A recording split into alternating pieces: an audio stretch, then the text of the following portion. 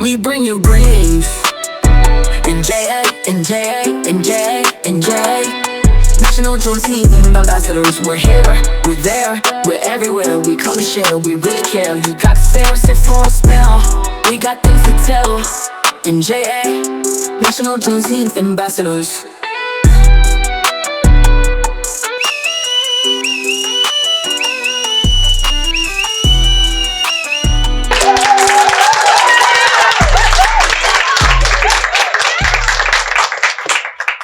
Good morning, everyone, and welcome to another segment of TeaTime where we talk that tea. This is a safe and open space on my podcast. I'm your host, Makayla Grace, where we will be able to talk about things that really matter to teens, and today's focus is mental health. And I want to announce our special guest, Dr. Nikel Rogers-Wood.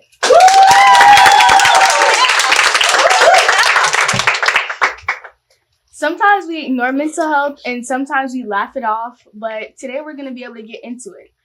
Dr. Rogers-Wood, how about you tell our audience a little bit about yourself and who you are? Sure. Hi, everyone. My name is Dr. Nikel Rogers-Wood, and I'm a licensed psychologist. So what that means is that I have a doctoral degree. So I have a PhD in counseling psychology, and I'm licensed in a few different states, Florida and Texas. And in terms of the kind of work that I do, I've worked in a lot of different settings, from college counseling centers to private practice, where I worked with clients ages 11 and up, and I did a lot of psychological testing. And then I also worked in skilled nursing and assisted living facilities, working on mental health concerns with the elderly population. And currently, I do a little private practice, but then primarily work making tests for a psychological test publisher. That's amazing.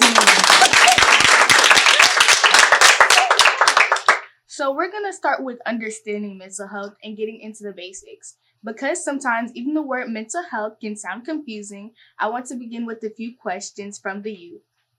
We had a question from one of the youth who said, "Hi, I wanted to say that based on my own experiences as a teenager, I think our mental health issues begins with anxiety, and how is it different from adults?" How would you respond to that? Sure. So mental health concerns are, I would say, even for teenagers, kind of expand beyond anxiety. Sometimes it shows up like anxiety for teenagers, but sometimes it can be depression and other things. And that's not hugely different than what happens for adults.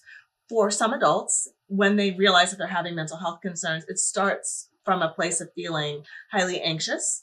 Sometimes it's depression. Sometimes it's having trouble adjusting to significant changes in life. So while we're all at developmentally different stages, depending on our age, mental health concerns can show up in similar ways, no matter how old you are.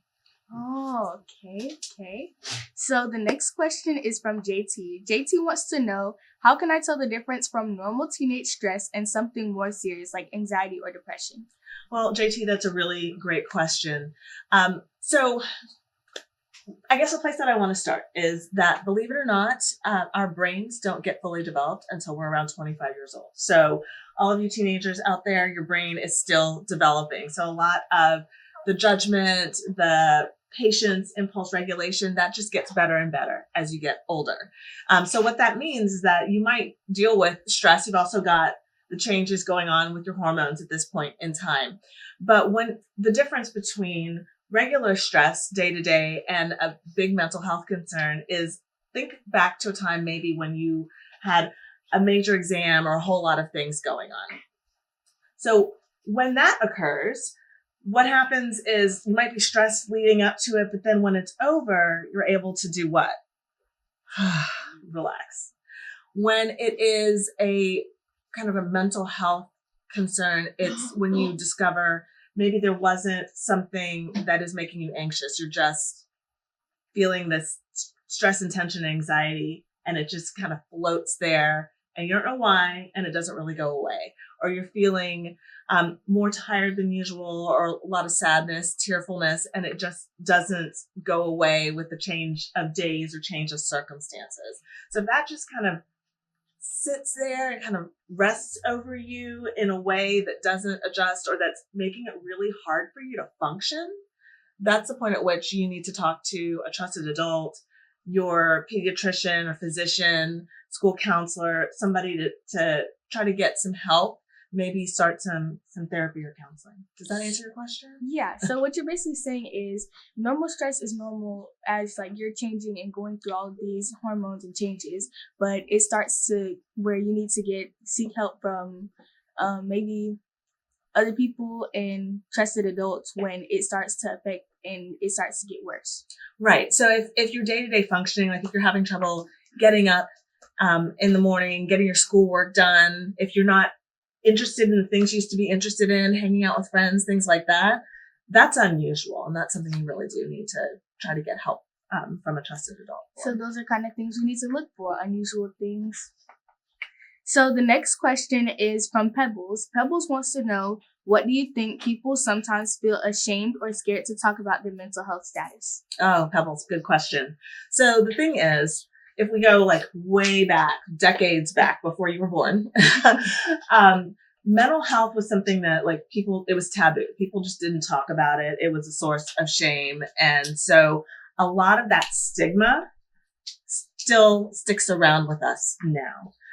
Fortunately, in the last 10, 15 years or so, people are becoming more comfortable talking about mental health because the assumption people used to make was that you had some sort of very serious mental health, like a psychotic break where you're seeing things or hearing things that other people don't, and that it's intense and scary and dangerous. And that's what it meant when you had a mental health concern. But what we are seeing more and that the public is learning more about is that we all have challenging times. And so sometimes those things actually do occur where it's a really serious mental health concern. But other times it might be something like, oh my gosh, I just moved and I'm having trouble adjusting to a new school and it's just so overwhelming. I'm having trouble functioning. So, and that's what we kind of call walking well. So you're out and you're about and you're still doing life, but it's a real struggle and it doesn't have to be that way. So we are shifting from a place where people were ashamed and it was, shh, don't talk about it, to a place where we're more open and recognizing that mental health is health. Oh, I get it. So you're basically saying like there was a generational thing where it was plugged into our heads that mental health was something like crazy and bad, but it's not necessarily that. Like it could be something normal, and sometimes there is cases where it's extremely bad, but it's still very good to talk about it. Yeah, absolutely. Okay. So now we're going to move into the next segment of segment 2, which is called coping strategies. So now that we know what it is, let's talk about what we can do when we feel stressed or overwhelmed. We have some questions from the audience, so I would ask if whoever has questions to line up this way. Hi, my name is Rajane Lezen, and my question is, what are some healthy ways teens can cope when they feel overwhelmed with school, family, or friendships? Great question. So there are 2 different kinds of coping, healthy coping and unhealthy coping. And they're both ways for us to kind of manage difficult emotions or stressful situations. And so what I point to as healthy coping, get out there and move your body. That does make us feel better. It shifts kind of that brain chemistry and helps us to feel better. Another thing that helps is spending time with people who you enjoy. Sometimes laughter, as they say, is the best medicine. So getting out and being with people that you really enjoy is helpful. I also often recommend deep breathing and just focusing on kind of what your body is doing and your physical self, as opposed to spending a lot of time spinning, going, oh my gosh, I'm stressed about this, or I'm worried about this. And then also don't forget that there are adults around who want to help you. So trusted adults, school counselors, things like that. So talk with someone if you are feeling overwhelmed. Thank you. Next question. Hi, my name is Kamaya, and my question is, how can I not compare myself to other people on social media and feeling less than? Such a good question. So what I want to say is just stop going on social media. But I know that is just, social media is not going away, right? So something to remember is that when we're out kind of living our lives, we see everything, good, bad, and ugly. On social media, it's very curated. I can go, oh, I don't like that take. Okay, everybody stop, reset, let's do it again. So remember that it's curated and that no one's life is as perfect as it looks on social media. But I would also say try to limit the time that you spend. So people are going to go on social media, but don't spend hours doom scrolling, especially if you notice, gosh, I feel worse after I've spent time on social media. Spend time with people who care about you. Spend time doing things that you enjoy that make you feel good, and just make social media something that you kind of hop in, check it out, and then go live life in like out and about in the real world. Thank you. Next question. Hi, my name is Mocha Walters, and my question is, what are some small daily habits that actually help when or if we feel mental health challenges coming on? Sure. So kind of back to what we talked about before, Mocha, with the idea of breathing exercises and doing things that we really enjoy. Something that I often tell my clients is that stress, anxiety, things like that come on when we are very focused on the what ifs, like in the future, or the, oh my gosh, I wish that I had, or I wish I could change from the past. But if you can be really present focused, so more kind of that mindfulness sort of space, that can be really helpful. So thinking about things like gratitude, deep breathing, and there are lots of different breathing exercises out there. And I have told clients, go on YouTube and look up guided imagery or breathing exercises that can be really great. Then also spending time doing things that you enjoy, whether that's spending time with a pet that you enjoy or a friend or family member. And again, back to talking to trusted adults. If you feel like, gosh, things are getting really bad for me, don't sit on that yourself. Seek help, seek support, because we are meant to be kind of community beings and to connect to one another. Thank you. So our next segment is friendship and peer pressure. Sometimes it's not always about what we're feeling in the inside, but mostly about who we surround ourselves with and how it can have an impact on our mental health. So we have a few more questions about those. Can we have the next person who has the next question? Hi, my name is Ava, and how can teenagers maintain a good balance? Sure. So what I really want people to kind of think about, because that's a great question, is making sure that we take care of all elements. There's something called Maslow's hierarchy of needs, and it talks about kind of our basic needs at the bottom: food, sleep, things like that. And at the very top is what he called self-actualization, which is being your best self, excelling academically, following your dreams, things like that. You can't do that if you're not doing the basics. And I have worked with a lot of teenagers. I know y'all are up all night. Don't do that. You've got to get a good, chunk of sleep. So at your age range, we're looking 7 to 10 hours. Make sure you're doing that. Hydrate. And make sure that you're eating balanced meals, that you're getting movement. So don't stay inside all the time. Get outside, move around, go for walks, play sports, dance, things like that.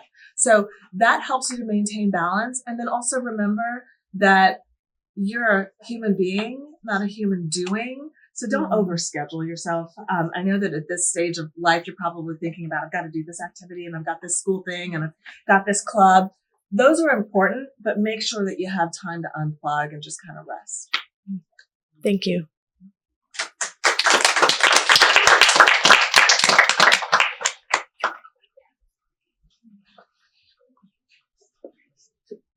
Next question.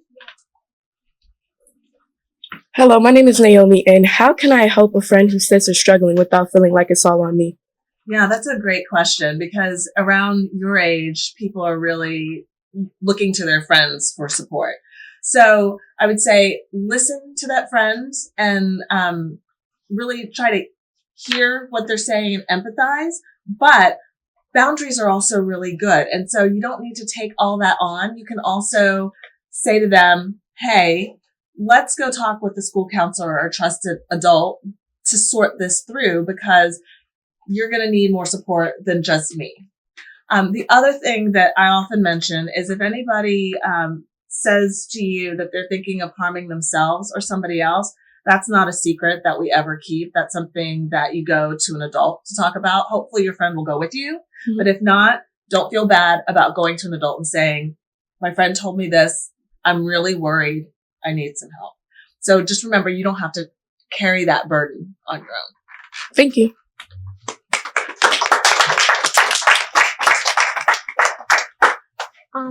Howdy, Dr. Wood. My name is Irene, and I'm just wondering, what should I do if my friends start saying that my therapy or counseling is weird or yucky? That's a really great question. The one thing that I want to say is that, remember, therapy is something that a lot of people use, every day. So you're not alone in seeking therapy. Millions of Americans do it. Mm-hmm. The other part is that, it's your decision about whether or not you share with other people that you're going in for therapy. So that's not something that you have to discuss, but if you choose to discuss it, you can help them understand that therapy is something that people do in order to live their best lives, in order to be just as healthy as they possibly can be. And I want to go back to what I said a little bit earlier, which is that mental health is health. And so we wouldn't not go to the doctor if we had an ear infection. And so if we've got another challenge, that's something where you could kind of provide some education to that friend that this is the same as seeking any kind of health care. And that's all that I'm doing. But no matter what anybody says, if therapy is helping you, keep going and use it no matter what anybody says. Thank you, Dr. Wood. Okay, so you're not new to this. You're true to this. Like that. So your answers are really amazing. So I know you appreciate this next question. How can I set boundaries with friends or family without feeling guilty? Yeah, that's a really hard one, not just for teenagers, but for adults. It's knowing that you can't pour from an empty cup. So this idea that you got to take care of yourself in order to be a really good person kind of out there in the world. And so it's thinking about what can I help them with, and then what overwhelms me, and then also being honest, but empathic about it. So there's a difference between being like, I can't talk to you now. Just don't tell me, versus I really hear you. I know that that's important. This isn't something that I'm able to help you with, but let me connect you with somebody who can. So that I kind of call that the yes, yes, no, yes method, or the yes, no, yes method, where you acknowledge that it's important that you care. You set the boundary by saying, I'm not able to. And then you also try to help kind of provide support by connecting them where they need to be, or saying, I'm really overwhelmed because I've got a lot of tests this week. Can we kind of circle back and talk about it again next week after those tests are off my plate? So setting boundaries, you have to kind of do it in your own way, but know that that's a healthy thing, not just in your friendship relationships, but in all your relationships. That's amazing.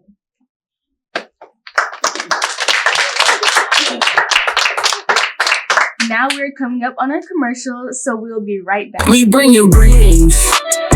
NJA, NJA, NJA, NJA. I am Pastor Tucker Johnson. I am the president and CEO of the National Juneteenth Ambassador Initiative Program.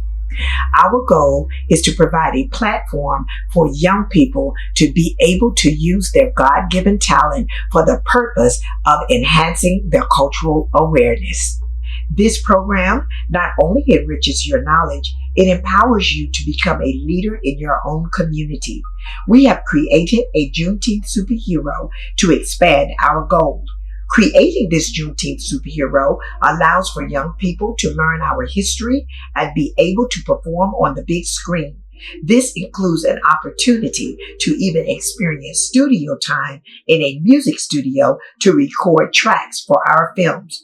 This program requires Zoom time once a month with our inaugural Miss Juneteenth Queen in the nation, Sanaya Gay. My twin sister, Dr. Tucker Wicks, has also given a profound effect for our program as she has created a comic book series.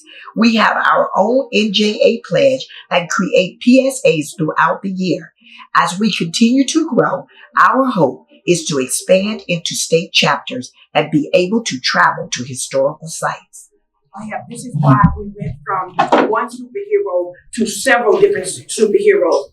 The reason you became heroes is because you have this knack for really wanting to know your history. Here are the powers to be. We bring you brains. NJA, NJA, NJA, NJA. National Juneteenth ambassadors. We're here, we're there, we're everywhere. We come to share, we really care. You got fair, sit for a spell. We got things to tell. NJA, National Juneteenth ambassadors. All kids, let's go around the queen right quick. Come out here.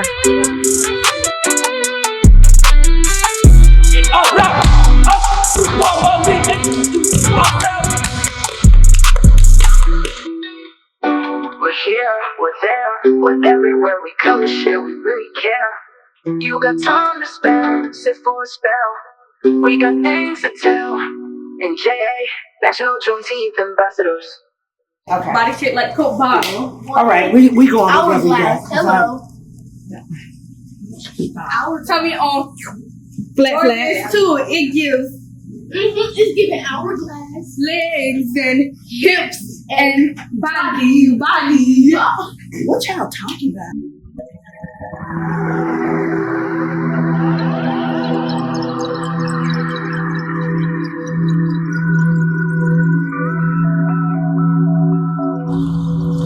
What did they do to you? Who are you?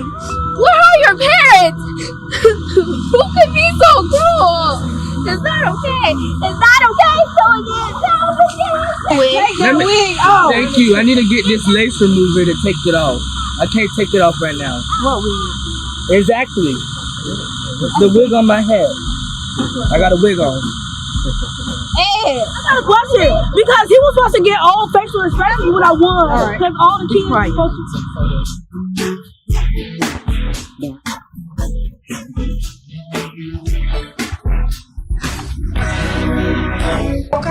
Will be found and followed.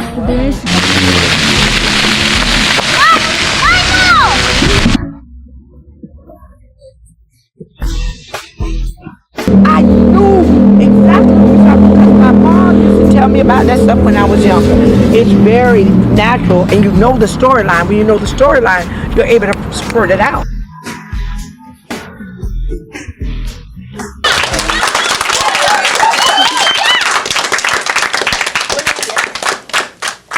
And we are back. Now you know we have to talk about everyone's favorite, family. That's where the most challenges and blessings come from. So some of the youth today have some questions. Let's take a look. Hi, my name is Shaquille Walden, and my question is, how do I handle it if my parents think I'm being dramatic over mental health? Sure, that's a hard one because as we talked about kind of a little earlier in the show, we're changing a lot as teenagers, and so a lot of things feel really intense. At the same time, I think that it would be important to kind of pause and slow down and say to your parents, this one's really important to me, and try to, differentiate the usual, oh my gosh, can you believe this happened? This was the tea in my class today, from this is something that's really concerning to me. The other thing that I would suggest that maybe you consider in a situation like that is chatting with the school counselor and then maybe having kind of everybody have a meeting together, because sometimes it is really helpful to have a third party, and kind of why I end up having a job is to be that third party in there with kids and their parents so that you can have a conversation that is beyond, oh, I think you're just being dramatic, and really talk about, hey, this is maybe not something that you would notice as a parent, but it's really important for your teen. Thank you. So you're saying it's healthy to have that mutual relationship with your parent, to be able to switch from, oh, I'm really excited to talk to you about this, to being, oh, this is really important to me. Can we sit down and talk about this or this and that and that? 100%. And I really like what you just said about saying, hey, by the way, because we can't expect our parents to read our minds. And so being able to almost like verbally raise a flag and say, this is important, can we talk about it, can help parents to be able to tell the difference between we're just chatting and, hey, I need some help. That makes a lot of sense. Next question. Hi, I'm Serenity, and my question is, what if I feel pressured to be perfect for my family, but it's making me stressed out? Such a good question. And what I have found kind of in my years doing this work is that often we, like as teenagers, assume that perfection is what is required for approval, and that's not always what our parents are actually looking for. It's something that we are assuming and kind of putting on ourselves. But even so, every, parent-child relationship is different, and so it might be worth having a conversation with your parents about, I'm feeling like I have to be perfect and it's overwhelming because nobody is perfect. What can we do, or how can we talk about it so that I'm still working hard and doing my best and behaving and working in ways that represent my best without feeling like I have failed if it's not perfect. And so sometimes just having that conversation can be really helpful. That's also a really great topic for therapy too, not just to have with your family members, but sometimes some people, even if they have a family that says, oh, you don't have to be perfect, they still remain overwhelmed by it. So it's a great topic for therapy too. Okay, thank you. So what I'm hearing from you is that communication plays a really big part within not just family, but within emotions overall. 100%. And that's something that I've noticed that a lot of people kind of default to, I just don't want to talk about it. Not talking about it doesn't make it go away. Communication is really key, and it's one of those things where, if you wanted to get from point A to point B, so if we wanted to go from here to your school, could we just show up at school? No, I don't have a teleportation device. I bet you don't either. So it's the same thing with our emotions. Not talking about them doesn't make them go away, doesn't enable us to skip them. We've got to go through it. And so that's, again, another reason why therapy is so important, because it's a safe space to talk about those things, process those things, so we can get from one end to the other. I completely understand. I have so many friendships like this. So the next question is from Tanaya, and she says, how can I talk to my parents or caregivers about wanting to see a counselor? So I think it's just bringing it up that there are things that you want to process. There are things that you feel like you need to talk about, and that it feels like it would be really helpful to talk to somebody who maybe isn't involved in your life. So the benefit of a therapist is that they care about you, but they don't have an agenda in terms of, oh, you should do this or you should do that. They are really there to be on your side. And so telling your family, hey, I think this would be really helpful to have somebody who is an expert, who I can really talk to and work through it. And a lot of times school counselors are super helpful in helping to educate family members, particularly parents, caregivers, about how therapy can be useful, because it's not quite the same as talking to somebody that you know who's in your life. And so just kind of saying, I've got things that I need to work through. I'd like to get some help from somebody who's got the expertise, and then enlisting somebody who understands therapy and can help explain it if you still need your caregivers to understand it better. Right, so there's still that mutual respect between your parents and having that conversation that you want to seek more help about it. Yeah. Okay, so our next segment is faith, purpose, and future. But before we wrap up, I want to talk about hope because even when things feel heavy, there's always a bigger picture. So I only have 3 questions. Question number 1, how does mental health connect to faith, spirituality, or finding your purpose? So that's a really good question. I feel like it really depends on the person because some people have a strong faith where it's really a big part of their lives. Other people maybe not as much. But I would say that if it is a big part of somebody's life, having being able to engage in that faith, being able to live out that faith is really integral in positive mental health, because if my faith is important to me and I feel like I can't engage in it, that is going to decrease how healthy I feel, because I feel like it's such a necessary puzzle piece if I'm a person of faith. And then also I feel like that is all connected to like, what's it all about? What matters most? What do you want your life to be about? And so not just teenagers, but often adults will come in and be like, I don't feel like I have a purpose, or I don't understand what it's all for. And that can make us feel really despondent, almost kind of depressed, and like there's no meaning. And so I think, are beings that want our lives to matter and want meaning. And so for people of faith, being able to exercise that faith and live it out day to day is a really key piece of positive mental health, because we are moving toward things that matter, and we are looking to live out our purpose. So it's like a personal thing. How much should that spirituality mean to you, and how much you exercise it? Right. Yeah. And there's a whole lot of, I could go on forever about like psychological theory and the connection between spirituality and psychological theory. But yes, that I think that your summary was really, really good, that if it's important to you, it's going to be an important component of your mental health. Okay, question number 2. What can teens do now to build resilience for the future? Really good question. I think that it's getting into positive habits. So I mentioned sleep. Sleep is really key, because we don't function well if our basic needs aren't met. But then I would also say learning tools for seeking help. So when am I stressed, and what are some things that I can do? Because stress is bidirectional, meaning that if I have a really tough test coming up, I'm going to be overwhelmed and stressed out if I haven't studied for it. But if I study, my stress level goes down. I might still be concerned about that test, but I'm not as stressed about it because I feel prepared.